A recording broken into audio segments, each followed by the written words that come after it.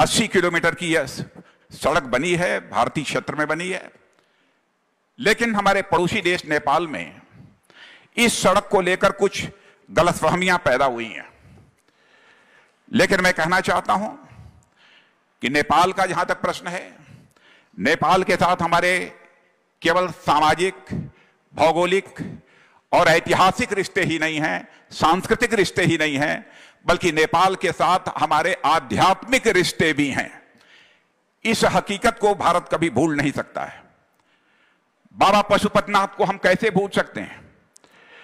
जहां तक बाबा पशुपतिनाथ, चाहे हमारे भारत में काशी विश्वनाथ, सोमनाथ, इन सब को अमरनाथ से अलग कोई कैसे कर सकता है?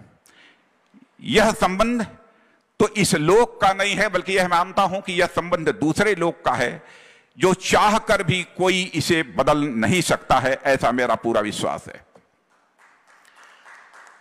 और मित्रों, इस समय मैं रक्षा मंत्री के रूप में जिम्मेदारी का निर्वाह कर रहा हूं और मैं जानता हूं कि हमारे यहां गोरखा रेजिमेंट है और गोरखा रेजिमेंट समय समय पर बराबर अपने शौर्य और पराक्रम का उसने परिचय दिया है।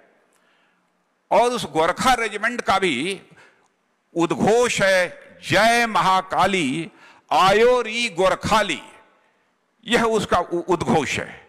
अब आप बताइए, महाकाली तो कलकत्ता में, कामाख्या में और विंध्याचल में सब जगह विद्यमान है, और महाकाली के भक्त तो इस देवभूमि उत्तराखंड के गांव गांव में मिल जाते हैं। तो कैसे भारत और नेपाल का रिश्ता यह टूट सकता है? और इसलिए धारचूला के आगे कितनी भी धारें लगा दी जाएं, इन संबंधों को बहनों भाइयों काटा नहीं जा सकता। मैं यह मानकर चलता हूं, भारत और नेपाल के बीच का जो रिश्ता है यह कोई सामान्य रिश्ता नहीं है। भारत और नेपाल के बीच का रिश्ता तो मेरे बहनों भाइयों, यह रोटी और बेटी का हमारा यह रिश्ता है। दुनिया की कोई ताकत इस रिश्ते को तोड़ नहीं सकती है। यदि लिपू लेक से लेकर धारचूला तक यह रोड बनने के कारण यदि कोई गलतफहमी नेपाल के लोगों में यदि पैदा हुई है, तो मैं समझता हूं कि उसका समाधान हम लोग मिल बैठ कर निकालेंगे। हम बातचीत के द्वारा उसका समाधान निकाल लेंगे। लेकिन मैं पूरे विश्वास के साथ कहना चाहता हूं, भारत में रहने वाले लोगों के मन में कभी भी नेपाल को लेकर किसी प्रकार की कटुता पैदा हो ही नहीं सकती है। इतना गहरा संबंध हमारे नेपाल के साथ है।